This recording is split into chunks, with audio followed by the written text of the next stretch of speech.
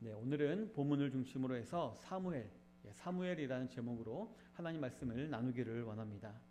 지난주엔 지금껏 나왔던 등장인물인 엘가나와 또 브닌나와 한나 중에서 정말 아이러니하게도 가장 피해자라고 볼 수 있는 한나만이 그 고난의 시간 속에서 하나님께 기도하는 자로 세워졌음을 우리가 알아보았습니다.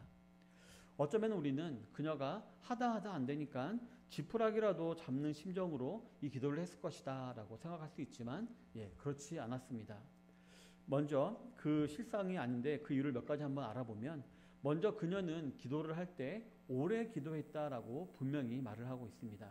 이는 그녀의 마음속에 하나님을 향한 믿음과 신뢰가 굳건했음을 우리에게 알려주고 있는 것입니다.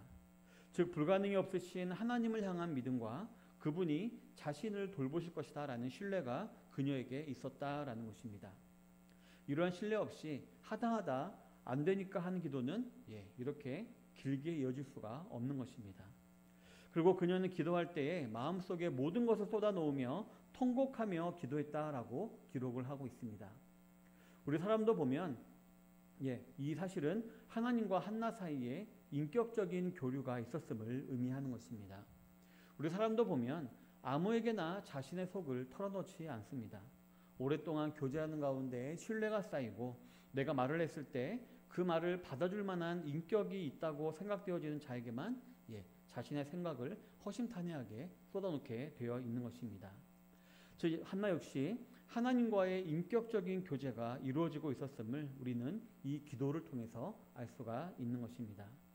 그렇기 때문에 그녀는 기도 가운데 하나님을 만나게 되었고, 비록 무늬만이었을지언정 어쨌든 하나님께서 세우셨던 대제사장 엘리로부터 들은 평안히 가라, 이스라엘의 하나님이 내가 기도하여 구한 것을 허락하시기를 원한다 라는 말에서 그녀는 하나님의 응답을 확신하고 가게 된 것이었습니다. 그리하여서 그녀가 기도 응답을 받았다라는 것은 그녀의 얼굴을 통해서 우리가 알 수가 있는데요, 성경에 보면 그녀의 얼굴에 다시는 근심빛이 없었다라고 분명히 기록하고 있는 것입니다. 잘 아시다시피 얼굴은 마음의 거울입니다. 따라서 얼굴에 근심빛이 사라졌다라는 말은 기도 가운데 하나님의 선하심과 그분의 능력을 더욱더 신뢰하게 되었다라는 것을 의미하는 것입니다. 성령께서 기도 가운데 한나의 마음속에 역사하셔서 근심과 슬픔이 사라지고 오히려 평안과 기쁨이 그 마음 가운데 솟아나게 하신 것이었습니다. 저와 여러분들의 기도도 항상 하나님께 응답받는 기도가 되어 우리 삶 가운데 성령님이 주시는 놀라운 평안과 기쁨이 항상 충만한 성도님들이 다 되시기를 바라겠습니다. 그럼 계속해서 오늘 본문을 한번 알아보도록 하겠습니다.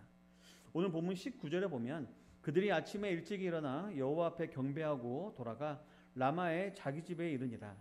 엘가나가 그의 아내 한나와 동침하매 여호와께서 그를 생각하신지라 라고 기록을 하고 있습니다.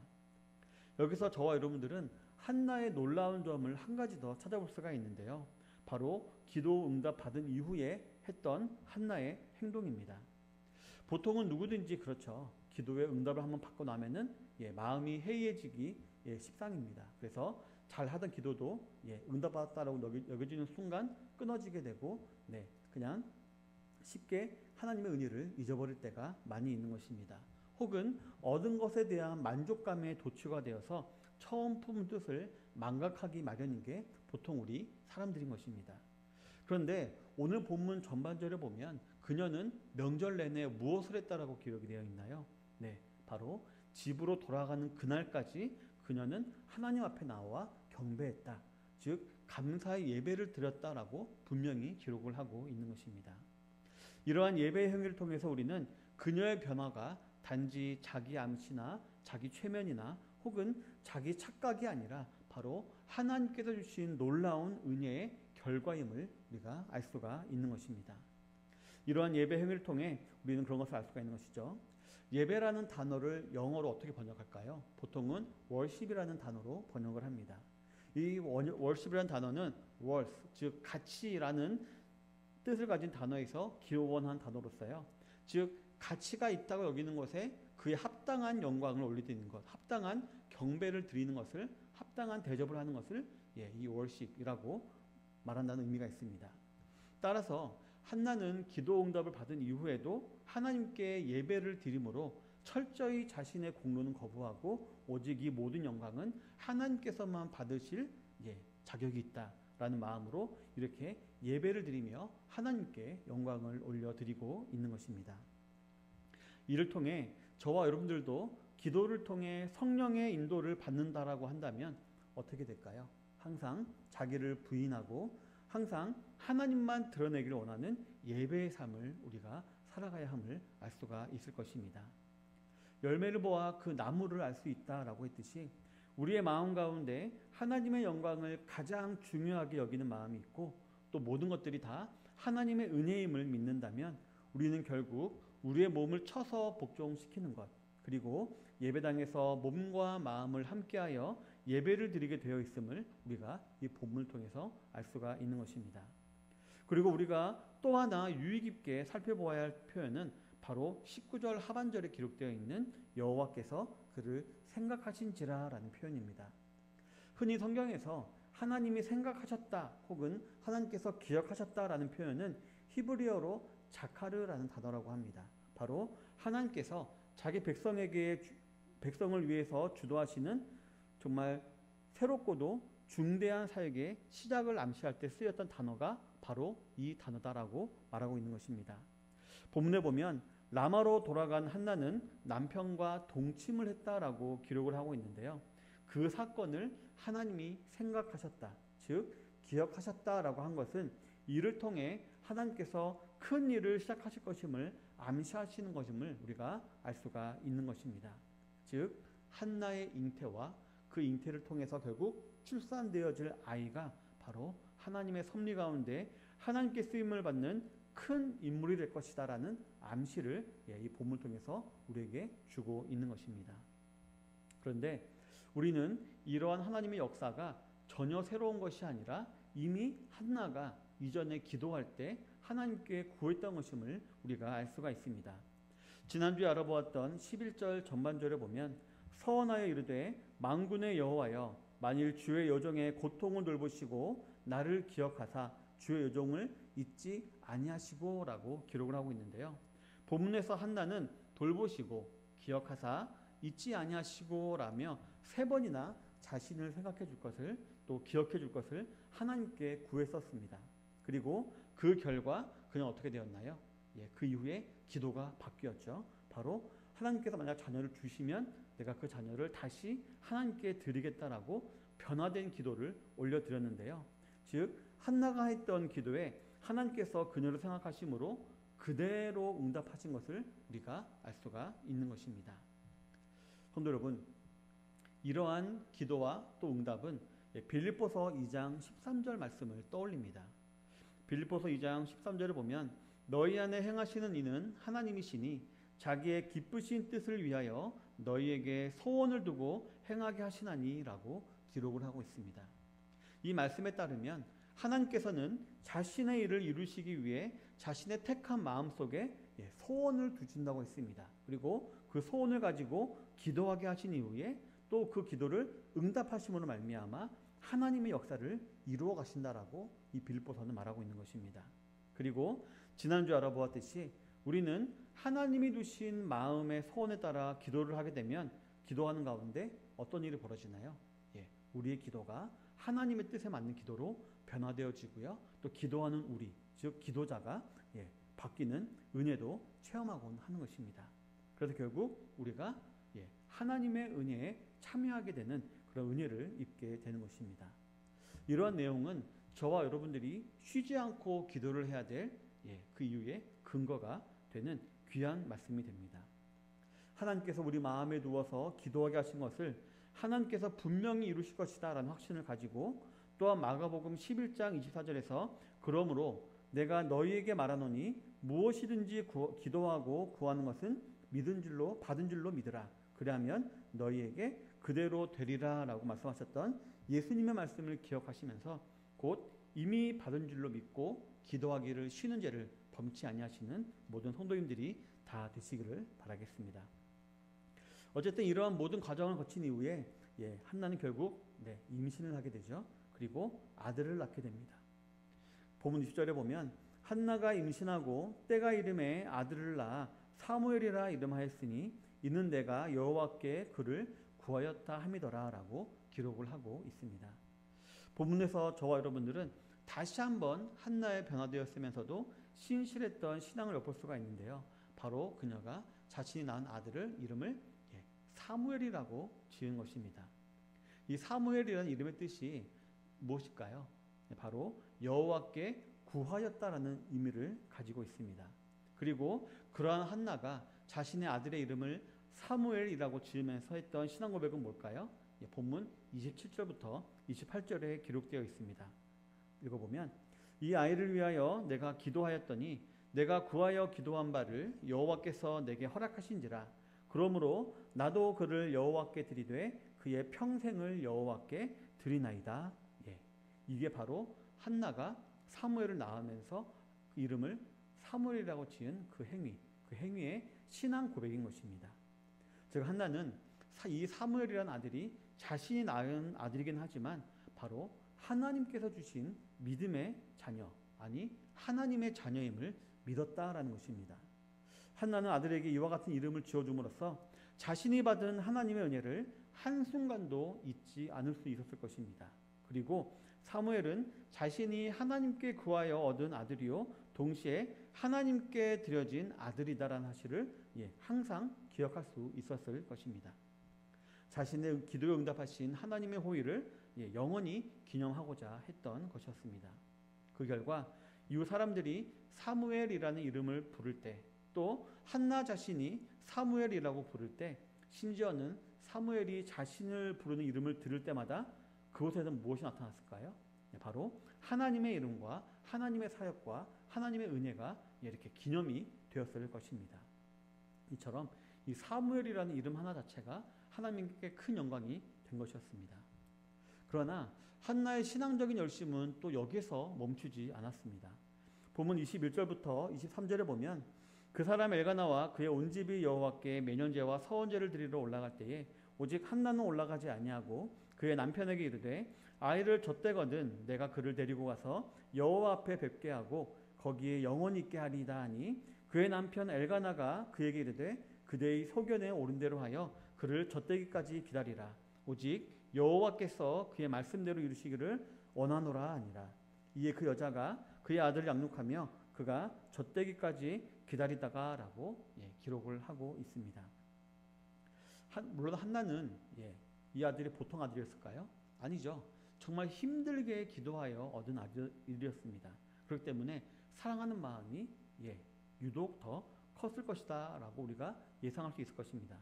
하지만 그보다도 이 한나는 이 아들이 하나님의 아들이다 라는 사실을 더 크게 마음 가운데 새기고 있었습니다. 그래서 어떻게든지 이 사무엘을 하나님의 자녀로, 하나님의 자녀에 걸맞는 그런 자녀로 키우려는 마음을 가지고 있었습니다. 그래서 그녀는 다시 하나님께 드려야 되는 아들이기 때문에 내가 이 아들을 잘 양육해야 된다는 그런 마음이 있는 것이었습니다. 그러기 위해서 한나는 오늘 본문에 보니까 절기 때에도 예루살렘으로 올라가지 않았다라고 기록을 하고 있습니다. 그리고 남편에게도 나는 라마에 계속 머물러 있겠다라고 요청했음도 우리가 알 수가 있습니다. 물론 이 부분을 볼 때 우리는 한나가 어차피 여자에게는 남자와는 달리 매년 3번씩 하나님께 성막에 올라가는 의무도 없겠다. 그리고 이미 아들도 받았겠다. 이제 입을 싹 닫고 자기 마음대로 하라는 것이 아닌가라고 우리가 이렇게 잘못 생각할 수도 있을 것입니다. 그런데 한나는 그런 생각이 아니었습니다. 바로 한나는 이 젖되기 전이라는 이 한정된 시간 동안에 성막에서 하나님을 온전히 섬길 만한 사람으로 준비시키기 위해서 단 하루도 허투루 쓰지 않기를 원했고 거룩하게 성별하여 키우기를 원했던 것이었습니다. 그래서 그녀는 왔다 갔다 시간을 낭비하기는 보다는 집에서 아이를 잘 키우기를 원했던 것이었습니다. 아시다시피 모든 것은 때에 맞을 때 아름다운 법입니다. 사무엘은 아직 젖되기 전이죠. 그렇기 때문에 어머니의 도움이 절실한 나이입니다. 그런데 그 상태에서 번잡스럽고 어수선한 실로에서 일주일이나 머문다라는 것은 아이에게도 부담이지만 그 어머니에게도 둘 다 부담이 될 수 있는 것이었습니다. 그렇기 때문에 한나는 라마에 남아서 충분한 사랑과 돌봄을 사무엘에게 베풀려고 했던 것이었습니다. 흔히 이스라엘에서는 아이가 젖대는 데에 보통 3년, 적게는 3년, 길게는 10년이 걸린다라고도 보았습니다. 근데 한나는 오늘 본문을 보면 최대한 빠른 시일 내에 어떻게든 성막에 이 아이가 받쳐줄 수 있도록 모든 노력을 다하고 있는 것이다라고 우리가 볼 수가 있는 것입니다. 그 증거가 이어지는 본문에서 나옵니다. 24절에 보면 젖을 뗀 후에 그를 데리고 올라갈 때 숫소 3마리와 밀가루 1에바와 포도주 1가죽부대를 가지고 실로 여호와의 집에 나아갔는데 아이가 어리더라 라고 했습니다. 즉 아기가 젖을 떼자마자 절기가 아니었음에도 그 아이를 데리고 한나는 실로로 올라간 것입니다. 성막으로 올라간 것입니다. 또한 그때 한나는 숫소 3마리와 소재에 필요한 재물들을 가지고 올라갔다라고 했습니다. 그런데 이 재물의 양이 어떤가요? 되게 많습니다. 보통보다 훨씬 많습니다. 평소 이스라엘 사람들이 절기 때 드리는 예물보다도 더 많은 양이었던 것이었습니다. 물론 이 재물을 가지고 어떠한 제사를 드렸는지는 정확하게 나와 있지 않기 때문에 알 수는 없지만 어쨌든 이렇게 많은 재물을 드리며 하나님께 이렇게 제사를 드렸다는 것은 뭘 의미하나요? 네, 그 한나의 마음이 얼마나 감사했는지, 얼마나 기뻤는지를 반증하는 것이라고 우리가 볼 수가 있을 것입니다. 즉 한나는 이 사무엘을 드리는 것이 억지로, 부득이함으로, 강제로 하는 것이 아니라 참 감사한 마음으로 드리고 있는 것이다라는 것을 우리가 알 수가 있는 것입니다. 즉 우리가 한나의 기도 내용을 통해서 제기해 볼 수 있는 의문, 즉 그녀가 아이를 담보로 하나님과 거래를 하려고 한다. 그리고 한나가 절기에 집에 남은 행동을 통해서 제기해 볼 수 있는 의문인 그녀의 마음이 변했다라는 의문이 한낱 기우에 불과했음을 우리가 알 수가 있는 것입니다. 세 번째로 보면 본문은 사무엘이 하나님께 드려질 때에 나이가 어렸다라고 기록을 하고 있습니다. 성경의 저자가 굳이 사무엘의 나이가 어렸다라고 기록한 것은 무슨 의미가 있을까요? 네, 보통 어린아이들보다 더 빨리 사무엘은 젖을 뗐다라는 것을 우리에게 추측하게 하는 것입니다. 종합해보면 한나는 진실로 이 사무엘이 하나님이 자신에게 주신 하나님의 아들이었음을 확신하였고요. 또 사무엘은 하나님께서 주신 아이이기에 하나님께 돌려드리는 것이 마땅하다라고 생각하고 있었음을 우리가 알 수가 있는 것입니다. 이처럼 한나는 어떻게 보면 오히려 하나님께 이 사무엘을 빨리 드리고 싶어서 안달이어 했음을 우리가 알 수가 있는 것입니다. 이처럼 제사를 드린 후에 이렇게 한나는 사무엘을 데리고 엘리에게로 갑니다. 가서 당신의 말씀대로 하나님께서 나에게 이렇게 아들을 주셨고 그 아들이 이제 다시 내가 여호와께 드리려고 데리고 왔다라고 이 말을 하고 있습니다.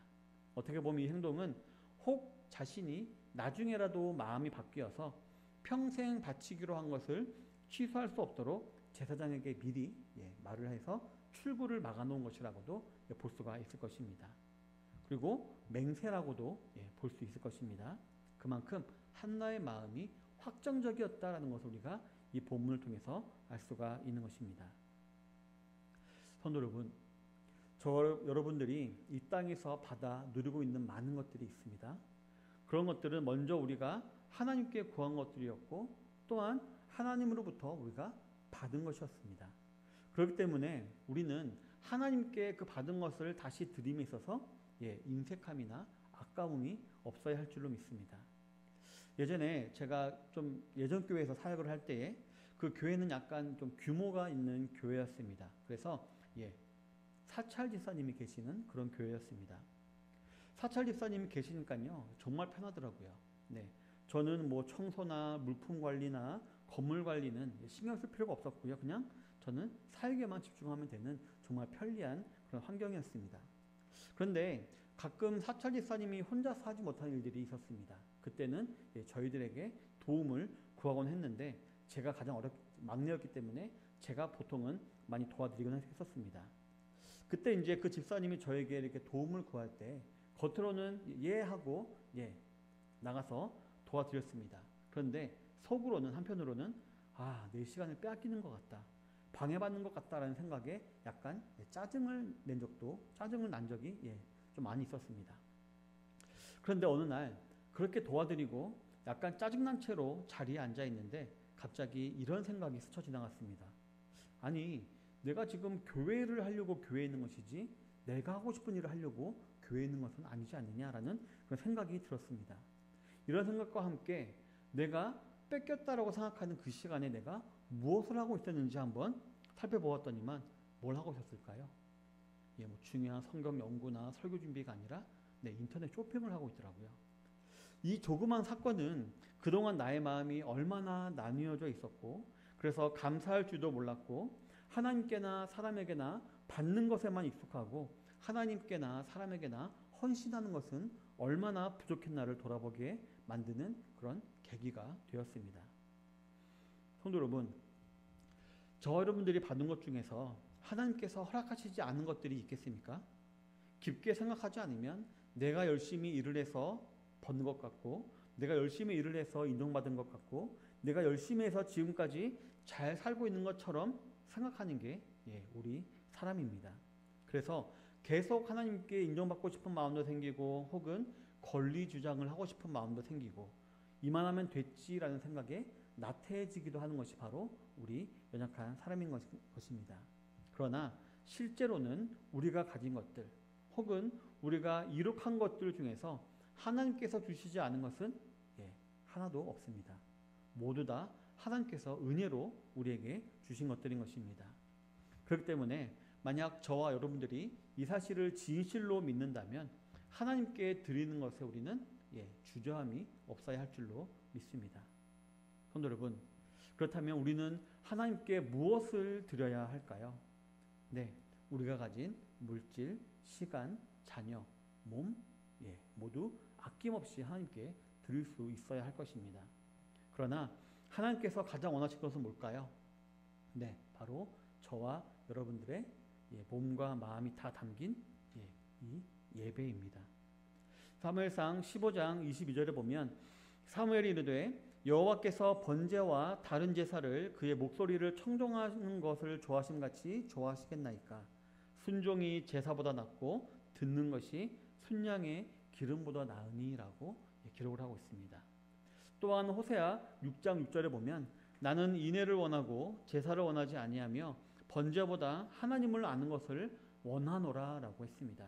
그리고 마가복음 12장 33절에 보면 또 마음을 다하고 지혜를 다하고 힘을 다하여 하나님을 사랑하는 것과 또 이웃을 자기 자신과 같이 사랑하는 것이 전제로 드리는 모든 번제물과 기타 제물보다 나으니이다라고 기록을 하고 있습니다. 마음을 다해 하나님 말씀을 듣고 마음을 다해 하나님을 사랑하며 마음을 다해 하나님을 사랑함과 같이 이웃을 사랑하는 것을 하나님은 원하신다는 것입니다. 그리고 이 모든 것은 결국 거룩한 예배로 귀결이 되어야 하는 것입니다. 아까도 말씀드렸듯이 예배란 가장 가치 있다라고 여기는 것을 경배하는 것을 말합니다. 따라서 우리가 하나님께 온 마음으로 온 몸으로 예배를 드릴 때 그것은 우리의 신앙 고백이 되는 것입니다. 어떤 신앙 고백일까요? 바로 우리에게 가장 가치가 있으신 분은 바로 하나님이시다라는 신앙 고백이 되는 것입니다. 우리 사랑하는 성도 여러분, 한나는 기도의 응답을 받은 이후에 해이해지지 아니하고 예배를 드렸다라고 했습니다. 그리고 기도의 응답인 아들을 다시 드릴 때에도 가장 기쁜 감사의 예배를 드렸다라고 기록을 하고 있습니다.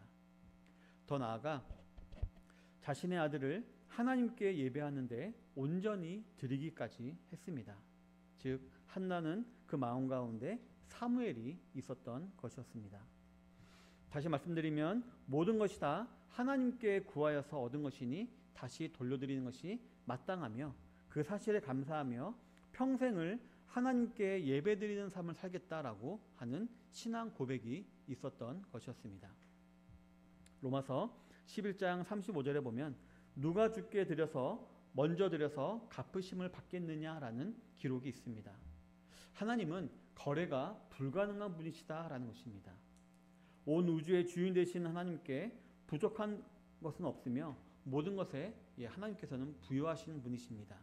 따라서 우리가 우리 몸에서 나온 것, 그 어떤 것을 드린다 하더라도 하나님의 부여함에는 조금도 플러스가 되지 아니하고요. 우리가 아무것도 드리지 않는다라고 해서 하나님의 부여함에 마이너스가 되는 것도 아니라는 것입니다.